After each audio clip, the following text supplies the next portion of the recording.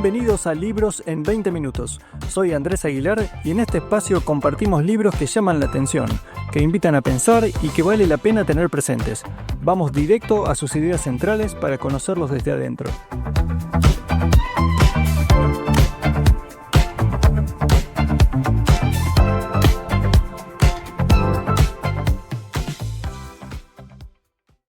San Petersburgo, 22 de diciembre de 1849. Una plaza nevada al amanecer. 21 hombres están parados en fila, atados, condenados a muerte por conspirar contra el zar Nicolás I. Entre ellos, un escritor joven de 28 años, todavía desconocido, que 2 años antes había publicado una novela y que en los últimos meses se había unido a un círculo de intelectuales socialistas. Lo que él no sabe, lo que ninguno sabe, es que la ejecución es una farsa. Una orden secreta del zar dispone que los van a hacer sufrir el ritual completo, que van a llegar al instante exacto en que los soldados levantan los fusiles y recién ahí, en el último segundo, va a llegar un mensajero a caballo con la conmutación de la pena. Funciona así. Los primeros 3 hombres son atados a postes con capuchas blancas. Los soldados apuntan, cargan y antes del disparo, el mensajero entra al galope. La pena es trabajos forzados en Siberia. El joven escritor sobrevive a esa mañana con algo roto adentro para siempre. Pasa los siguientes 4 años en un campo de presos en Omsk, durmiendo en barracones helados, comiendo sopa cuajada, leyendo el único libro que les permitían a los presos, el Nuevo Testamento. Pasa otros 5 años más como soldado en una unidad de castigo. Cuando vuelve a San Petersburgo en 1859, tiene casi 40 años. Está enfermo de epilepsia, está sin un peso y arrastra encima una idea fija que va a marcar todo lo que escribe de ahí en adelante, que la salvación de los seres humanos no está en las ideas, está en el sufrimiento y en la fe en el otro. Ese hombre se llamaba Fyodor Dostoyevsky, y en 1866, ya con 45 años, casi en la quiebra absoluta, con acreedores persiguiéndolo, jugando al casino con desesperación, escribió en pocos meses una novela enorme que se llamó Crimen y Castigo. Es un libro de unas 600 páginas, según la edición, dividido en 6 partes y un epílogo, ambientado en el verano caluroso, sucio, hediondo de San Petersburgo. Y se trata de un asesinato, o mejor, se trata del antes y el después de un asesinato, porque el asesinato sucede en la primera parte, y el resto, las 5 partes que vienen, son sobre lo que pasa dentro de la cabeza del que mató. En este episodio vamos a contar de qué se trata, por qué Dostoyevsky escribió este libro, quién es Raskolnikov, el protagonista, cuál es la teoría rara con la que justifica el crimen, qué pasa después, qué le hizo a la literatura mundial este libro raro y monstruoso, y por qué, 1 siglo y medio después, se sigue leyendo en todas partes. Empecemos por Raskolnikov. Nombre completo, Rodion Romanovich Raskolnikov. 23 años, ex estudiante de Derecho. Se quedó sin plata, dejó la universidad, vive en una pieza de 3 metros por 2 en una pensión miserable de San Petersburgo. La pieza es tan chiquita que cuando se levanta de la cama se golpea la cabeza con el techo inclinado. Hace meses que no paga el alquiler. Hace días que no come bien. Está pálido, flaco, con ojos hundidos. La hermana, Dunia, se va a casar con un hombre rico al que no quiere, solo para juntar el dinero que le permita a Rodion volver a estudiar.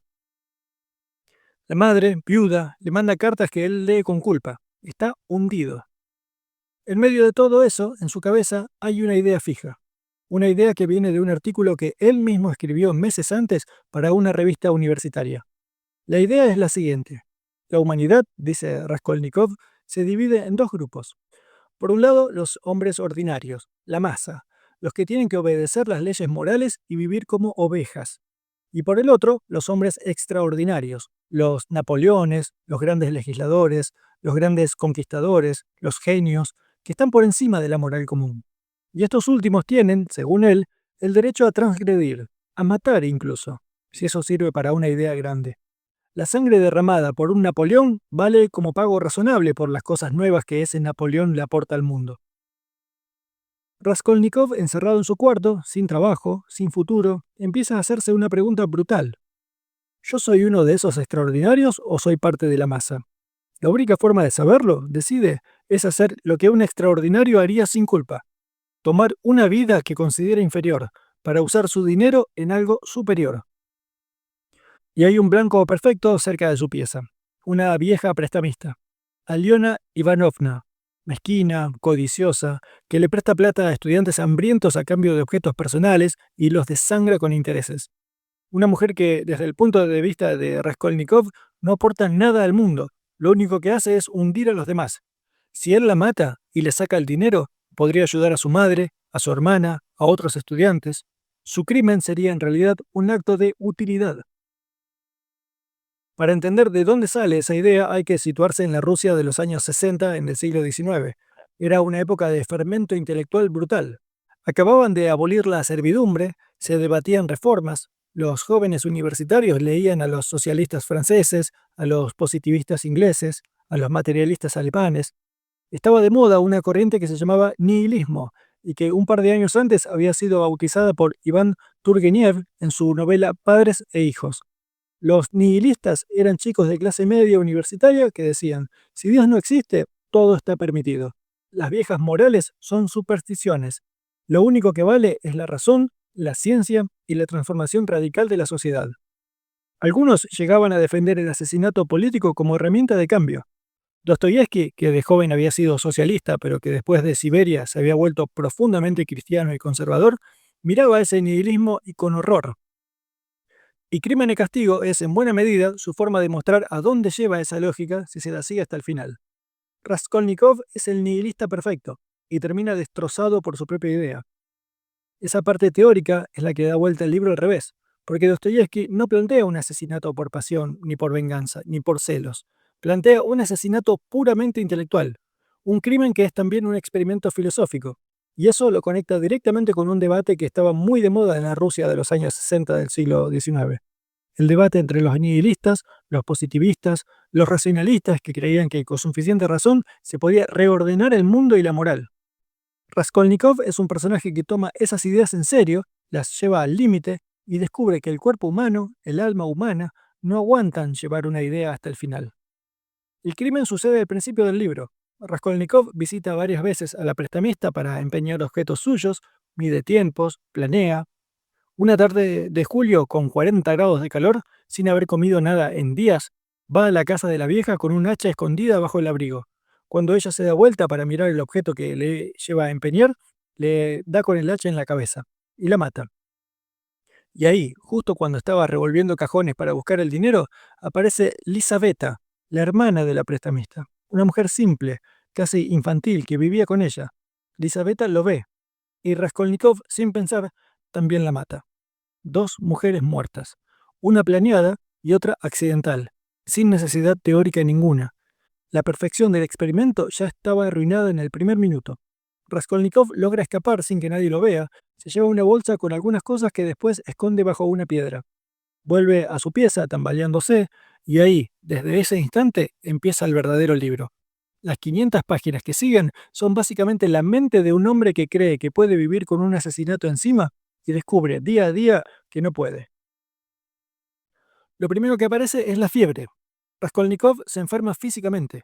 Tiene delirios, alucinaciones, escalofríos. Pasa días enteros sin saber muy bien si está despierto o soñando. Sus amigos lo cuidan, lo alimentan, lo acompañan, sin entender qué le pasa. Su mejor amigo, Razumihin, un estudiante pobre pero honesto, muy vivo, sano, es básicamente lo opuesto a él. Se enamora de su hermana Dunya y trata de sostenerlo a él como puede. Lo segundo que aparece es la paranoia. Cualquier referencia al crimen, cualquier conversación que mencione a la prestamista, cualquier mirada de un policía, lo hacen saltar. Empieza a sospechar que todo el mundo lo sospecha. Y al mismo tiempo, paradójicamente, hace cosas que parecen invitaciones a que lo descubran. Vuelve al lugar del crimen, toca el timbre del departamento de la vieja, entra en la comisaría con cualquier excusa. Es como si el deseo de confesar y el miedo a confesar pelearan adentro suyo todo el tiempo. Y ahí entra otro gran personaje del libro, el investigador. Se llama Porfiri Petrovich. Es un funcionario de la justicia, gordo, irónico, paciente, que se da cuenta enseguida de que Raskolnikov es el asesino, pero no tiene ninguna prueba. Entonces empieza a jugar con él. Tiene varias conversaciones con Raskolnikov a lo largo del libro, conversaciones muy tensas, donde no lo acusa nunca de manera directa, pero le va apretando las clavijas. Le habla de psicología criminal, le pone pequeñas trampas, lo deja hablar, lo escucha demasiado.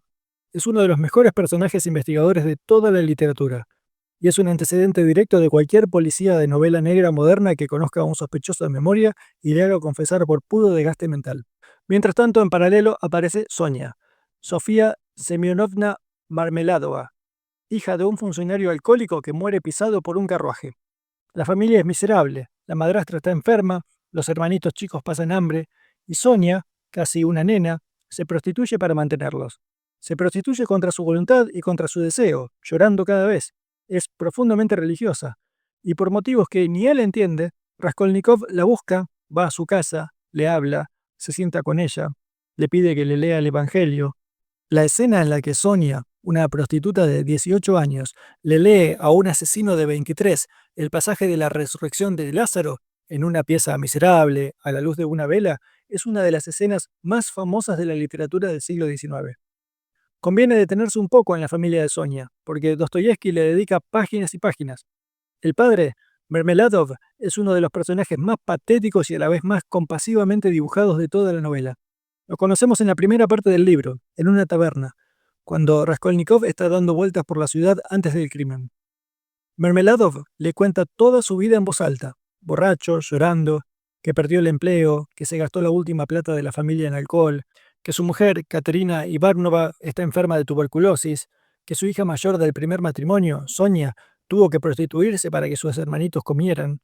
Y esa escena, larga, hablada, sucia, es importantísima, porque pone delante de Raskolnikov, antes de que mate, una imagen de sufrimiento humano real, gente real cayéndose a pedazos, que no entra en ninguna teoría ordenada de hombres ordinarios y extraordinarios.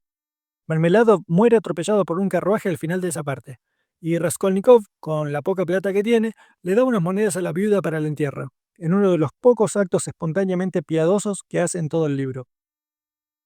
Sonia es, en la lógica del libro, el otro polo de Raskolnikov. Él es el racionalista que mata por una idea, y ella es la creyente que sufre por amor. Él se cree extraordinario y por eso mata, y ella se sabe humilde y por eso no se mata. La novela los empuja el uno hacia el otro, y termina apoyándose espiritualmente en lo que ella representa. Porfiri, el detective, sigue apretando. Raskolnikov se desmorona. En una de las últimas conversaciones, Porfiri le dice algo así: yo sé que fuiste vos, pero tenés que entregarte solo. No me obligues a arrestarte. Si te entregás, te conviene en el juicio. Raskolnikov sigue resistiéndose, hasta que en una escena central le cuenta a Sonia lo que hizo. Le confiesa el crimen. Y Sonia, después del primer espanto, no lo condena. Le dice que tiene que ir a la plaza, arrodillarse en el medio, besar la tierra que ensució con sangre y entregarse. Le da un crucifijo de madera. Le dice que va a estar con él, donde sea que vaya. Aparece también Svidrigailov, uno de los personajes más oscuros y más difíciles de leer de la novela. Es un terrateniente rico, mayor, que había sido empleado de Dunia, la hermana de Raskolnikov, y le había hostigado sexualmente, intentado seducir, casi violar. Persigue a Dunia hasta San Petersburgo, pero también es un tipo que lee, que reflexiona, que tiene apariciones de fantasmas, que sueña con eternidades horribles, que dice cosas que se quedan grabadas. En una conversación con Raskolnikov, insinúa que el más allá no es un cielo lleno de luz, sino una pieza del pueblo llena de arañas. Es como un reflejo deformado de Raskolnikov, alguien que ya cruzó el límite hace tiempo, que aprendió a vivir sin culpa y que sin embargo está vacío. Cuando Svidrigailov, en la última parte del libro, se da cuenta de que Dunia jamás lo va a amar, hace algo inesperado. Deja arreglada la situación económica de Sonia y de los huérfanos de Mermelado, y al amanecer del día siguiente se suicida con un revólver en la calle, frente a un soldado polaco. Esa muerte es, en la economía del libro, el reverso del camino que Raskolnikov todavía está por elegir. Si seguís el camino de la culpa sin redención, terminás como este tipo, y si lo enfrentás con Sonia al lado, todavía hay otra cosa posible. Después de todas esas idas y vueltas, Rodion finalmente va a la comisaría y confiesa. Lo condenan a 8 años de trabajos forzados en Siberia. Sonia se va con él, voluntariamente, para esperarlo cerca del campo de prisioneros mientras cumple la pena. El epílogo, las últimas páginas del libro, son discutidas hasta hoy entre los críticos. Algunos las leen como una redención clara. Raskolnikov en Siberia, después de meses de resistencia interna, finalmente se quiebra, llora, abraza a Sonia, abre el evangelio que ella le había regalado y se prepara para una vida nueva. Otros lo leen con menos optimismo. La conversión es apenas un atisbo, está pintada al pasar, queda más como una puerta abierta que como una llegada. Lo que sí queda claro es esto: la teoría de los hombres extraordinarios se rompió. Raskolnikov no era Napoleón, era apenas un chico hambriento, brillante, asustado, cargando una idea demasiado grande para su corazón. Y descubrió a los golpes que la moral común no es una jaula para tipos comunes, es la respiración de cualquier ser humano. Salirse de ella es asfixiarse. Lo que el libro hace muy bien es no dejar nunca de lado la materialidad. San Petersburgo aparece todo el tiempo: el calor opresivo, el olor a pintura fresca de los edificios nuevos, la pobreza en los rincones, los borrachos en las tabernas, los caballos golpeados en la calle. La novela es muy sucia, muy física. Las ideas filosóficas no flotan en el aire, están metidas dentro de cuerpos que sudan, que pasan hambre, que se enferman. Dostoyevski escribió este libro contra el reloj. Estaba endeudado, había firmado un contrato leonino con un editor, tenía que entregar también otra novela en simultáneo, El jugador, que es prácticamente autobiográfica sobre su propia adicción al casino. Para cumplir contrató a una taquígrafa, Anna Snitkina, que le tomaba el dictado durante horas. Trabajaron tan pegados que terminaron casándose. Anna iba a ser su esposa hasta el final, su mejor administradora financiera y la responsable de que la obra de Dostoyevski sobreviviera y se publicara después de su muerte.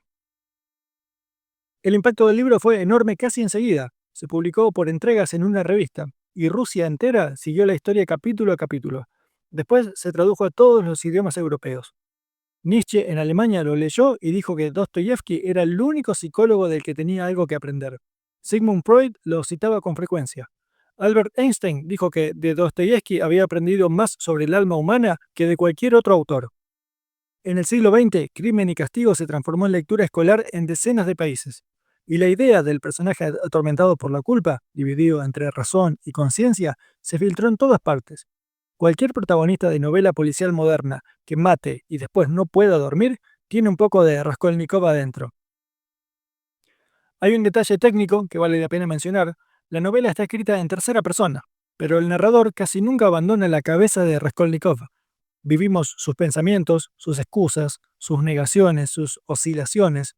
Cuando se enferma, lo seguimos al delirio. Cuando sueña con un caballo apaleado a muerte por borrachos en una infancia que recuerda confusamente, soñamos también nosotros. Y esa proximidad genera una experiencia de lectura muy particular, casi claustrofóbica. Estás encerrado en Raskolnikov adentro de su cabeza durante 600 páginas. Y aunque no estés de acuerdo con casi nada de lo que piensa, terminas conociéndolo como pocas veces conoces a un personaje. Cuando finalmente confiesa, el lector siente alivio físico, casi como si hubiera estado conteniendo el aliento desde el primer capítulo. Más allá de la trama, lo que el libro ofrece al lector contemporáneo es una conversación incómoda con uno mismo. ¿Hay algo, una idea, una causa, un proyecto por el que vos te sentirías autorizado a hacer cualquier cosa? ¿Quién decide cuándo una vida vale más que otra? ¿Qué pasa con la culpa después de hacer algo que sabes que estuvo mal? Dostoyevski no contesta del todo. Lo que hace es ponernos frente a un tipo que se hizo todas esas preguntas en serio, que actuó en consecuencia y que descubrió que la vida moral no se desarma por argumentos, que algo más profundo que la lógica nos sostiene como personas, y que cuando ese algo se rompe, ningún razonamiento alcanza para volver a armarlo. Por eso, 160 años después, Crimen y Castigo se sigue leyendo, porque no es solo una novela rusa, es un manual sobre la culpa, la idea, la fe y la posibilidad humana de empezar de nuevo, escrito por un tipo que casi muere fusilado y que pasó la vida entera intentando entender por qué seguimos vivos cuando lógicamente todo nos invitaría a rendirnos.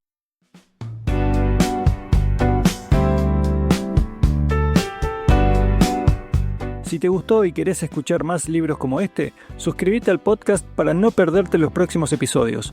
También te invito a visitar nuestro blog en 20minutos.com, donde seguimos subiendo contenido nuevo. Y si buscas explorar otros temas, tengo podcasts de historia, filosofía y mitología que te van a encantar. Hasta la próxima.